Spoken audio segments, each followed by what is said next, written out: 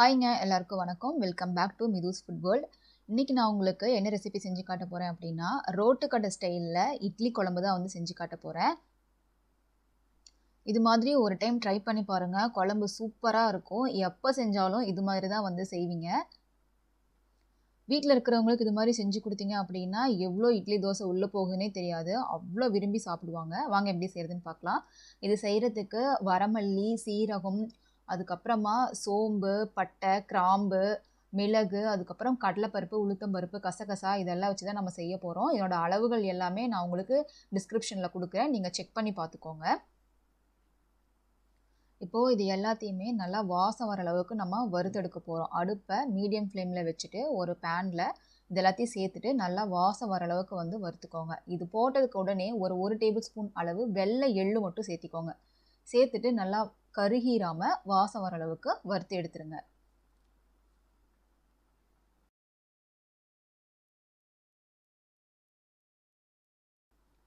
எந்த அளவுக்கு வறுபடணும் அப்படிங்கிறத நான் உங்களுக்கு காட்டுறேன். வறுத்து முடிச்சுட்டு நான் காட்டுறேன், நீங்கள் பாருங்கள்.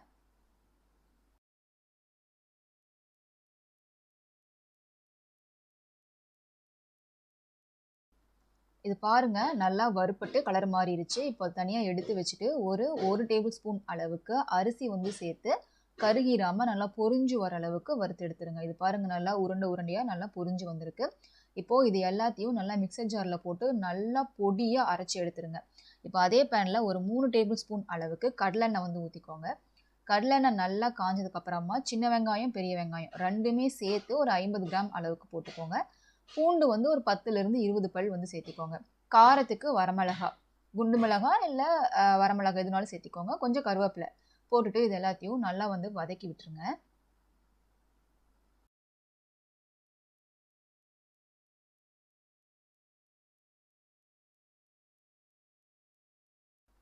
இது நல்லா இந்த அளவுக்கு வறுபட்டதுக்கு அப்புறமா நான் ஒரு மீடியம் சைஸ் தக்காளி பழம் 6 பழத்தை இது மாதிரி கட் பண்ணி வச்சுருக்கேன். அதை வந்து நம்ம இதை சேர்த்திக்கலாம்.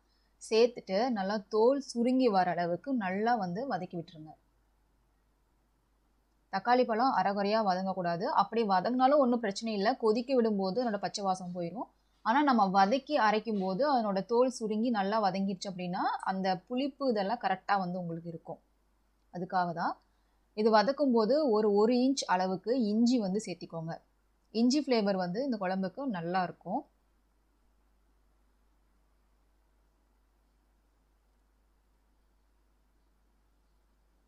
இந்த அளவுக்கு தக்காளி வந்து நல்லா தோல் சுருங்கி வதங்கி வந்ததுக்கு அப்புறமா இதில் ஒரு அரை மூடி அளவுக்கு தேங்காய், துருகின தேங்காய் வந்து சேர்த்திக்கோங்க. மீடியம் சைஸ் தேங்காய் தான், பெரிய சைஸ் தேங்காயில் மீடியம் சைஸ் தேங்காயில் அரை மூடி ஃபுல்லாக திருவி இதில் வந்து சேர்த்துருங்க. சேர்த்துட்டு நல்லா வந்து கலந்து விட்டுருங்க. நான் வந்து இந்த குழம்பு ஒரு 7-8 பேருக்கு வைக்கிறேன், அதனால் இந்த அளவில் இருக்குது. நீங்கள் கம்மியாக செய்கிறீங்க அப்படின்னா இதில் எல்லாமே பாதி அளவு வந்து போட்டுக்கோங்க. கலந்துட்டு இதில் ஒரு 1/4 டேபிள் ஸ்பூன் அளவு மஞ்சள் தூளும் நம்ம வறுத்து பொடி பண்ணி வச்சுருக்கிற பொடி வந்து ஒரு 4 டேபிள் ஸ்பூன் அளவுக்கு வந்து எடுத்திருக்கேன். அந்த பொடியை வந்து இதில் இந்த தேங்காய் கூட சேர்த்து விட்டுருங்க. இந்த வறுத்து அரைச்ச பொடியை இதில் கூட சேர்த்தும் போது வாசம் நல்லா கமன்னு சூப்பராக இருக்கும். இதை அப்படியே அரைச்சிட்டு எத்தனை பேர் இதை ட்ரை பண்ணியிருக்கிறீங்கன்னு தெரில, வேணா ட்ரை பண்ணி பாருங்கள். இதை நல்லா மைய அரைச்சிட்டு நல்லா சுடு சாதத்தில் கொஞ்சமாக உப்பு மட்டும் போட்டு அரைச்ச பேஸ்ட்டு கொஞ்சம் சேர்த்து எண்ணெய் கொஞ்சம் விட்டு பிசைஞ்சு சாப்பிட்டு பாருங்கள், சூப்பராக இருக்கும். இது கிளறும் போதே பயங்கர வாசமாக இருந்தது. நீங்கள் இதே மாதிரி ட்ரை பண்ணி பாருங்கள், நல்ல வாசமாகவும் இருக்கும், குழம்போட டேஸ்ட்டும் சூப்பராக உங்களுக்கு வந்து கிடைக்கும். எவ்வளோ பேர் இது மாதிரி சாப்பிட்ருக்கீங்கன்னு சொல்லிட்டு கமெண்ட் பண்ணுங்கள். இப்போது அது நல்லா ஆற விட்டு நல்லா நைஸாக அரைச்சி எடுத்துகிட்டு வந்துடலாம். இப்போ ஒரு பேனில் ஒரு 4லேருந்து 5 டேபிள் ஸ்பூன் அளவு கடலெண்ணெய் ஊற்றிக்கோங்க. எண்ணெய் ரொம்ப முக்கியம், கொஞ்சம் நிறையாவே வந்து ஊற்றிக்கோங்க. எண்ணெய் நல்லா ஹீட் ஆனதுக்கப்புறமா ஒரு சின்ன பீஸ் கல்பாசி வந்து சேர்த்திக்கோங்க, ரொம்ப முக்கியம். என்னோட டேஸ்ட்டுக்கு இதுதான் வந்து ஹெல்ப் பண்ணும். ஒரு 3 பீஸ் அளவுக்கு கிராம்பு, ஒரு சின்ன துண்டு அளவு பட்டை வந்து சேர்த்திக்கோங்க. இது கூட ஒரு அனாசி பூவும் வந்து சேர்த்திக்கோங்க. இது எல்லாத்தையும் நல்லா வந்து பொரிய விட்டுருங்க. அடுப்பை லோ ஃப்ளேமில் வச்சுருங்க. லோ ஃப்ளேம்லேயே நல்லா பொரிஞ்சு வரட்டும். இது நல்லா பொரிஞ்சு வந்ததுக்கப்புறமா ஒரு 4 கொத்து அளவுக்கு கருவேப்பிலை வந்து சேர்த்து நல்லா பொரிய விட்டுருங்க. இது நல்லா எண்ணெயில் பொரிஞ்சு நல்லா மணம் வரும். அந்த டைமில் ஒரு 3 பெரிய வெங்காயத்தை ஸ்லைஸாக இது மாதிரி நீளமாக கட் பண்ணி வச்சுருக்கேன், அதை வந்து சேர்த்திக்கலாம். சேர்த்துட்டு நல்லா கலந்து விடுங்க. பெரிய வெங்காயம் சும்மா கலர் மாறினா போதும், வதங்கினா போதும். ரொம்பலாம் வதங்கணும் அப்படின்னு அவசியம் இல்லை. ஒரு 30% வதங்கினாவே போதும்.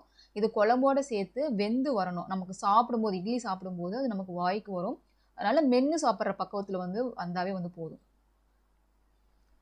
இப்போ நான் வெங்காயத்தை வதக்கின பக்குவத்தை காட்டுறேன். இது பாருங்கள், இந்த அளவுக்கு வதங்கியிருந்தால் போதும். குழம்போடு இது நல்லா வெந்து வந்துடும். இப்போ இதில் நம்ம அரைச்சி வச்சிருக்கிற சாந்தை சேர்த்திக்க போகிறோம். இந்த அளவுக்கு நல்லா நைஸாக அரைச்சி வச்சுருக்கேன். இந்த பேஸ்ட்டை தான் நம்ம சாப்பாட்டில் கொஞ்சமாக உப்பு போட்டு இந்த பேஸ்ட்டு கொஞ்சம் போட்டு நல்லா பிசைஞ்சு சாப்பிட்டிங்கன்னா சூப்பராக இருக்கும். கண்டிப்பாக ட்ரை பண்ணி பாருங்கள், ட்ரை பண்ணாதவங்க. இது சேர்த்துட்டு நல்லா கலந்து விட்டீங்க அப்படின்னா நல்லா கொதிச்சு இதில் இருக்கிற பச்சை வாசம்லாம் போகும். எண்ணெயும் கொஞ்சம் அப்படியே பிரிஞ்சு வர மாதிரி இருக்கும். பார்க்கறதுக்கே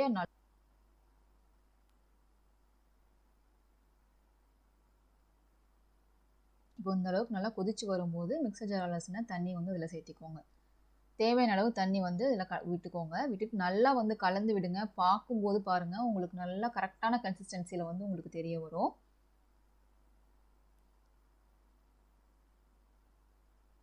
இப்போ பாருங்கள், குழம்பு கரெக்டானது பக்குவத்தில் இருக்குது.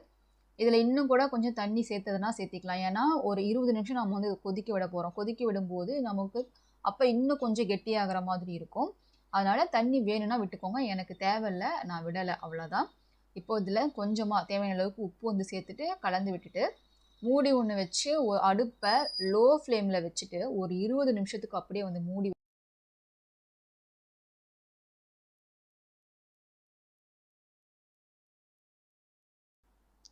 20 நிமிஷத்துக்கு அப்புறம் இங்கே பாருங்கள், நல்லா எண்ணெய் பிரிஞ்சு குழம்பு நல்லா ரெடியாகி நல்லா வாசமாக நல்லா டேஸ்ட்டாக வந்திருக்கு. இதை இட்லி, தோசை, பணியாரம், சப்பாத்தி சாப்பாட்டு கூட சூப்பராக இருக்கும். நீங்கள் இதுதான் அப்படின்லாம் கிடையாது, எல்லாத்துக்கூடையும் இந்த குழம்பு வச்சு சாப்பிட்லாம். அவ்வளோ டேஸ்ட்டாக இருக்கும். ஒரு டைம் இது மாதிரி ட்ரை பண்ணி பாருங்கள். இப்போ இந்த அளவுக்கு நல்லா குழம்பு நம்மளுக்கு கரெக்டான கன்சிஸ்டன்சியில் ரெடியாகி வந்துருச்சு.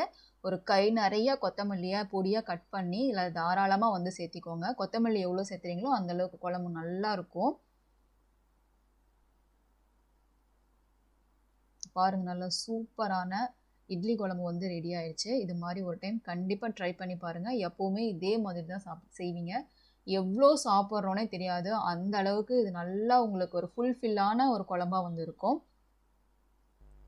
வீடியோ பிடிச்சிருந்தா லைக் பண்ணுங்கள், ஷேர் பண்ணுங்கள். இப்போ தான் நீங்கள் ஃபஸ்ட் டைம் நம்ம சேனல் பார்க்குறீங்க அப்படின்னா சப்ஸ்கிரைப் பண்ணுறதுக்கு மறக்காதீங்க. தேங்க்ஸ் ஃபார் வாட்சிங்.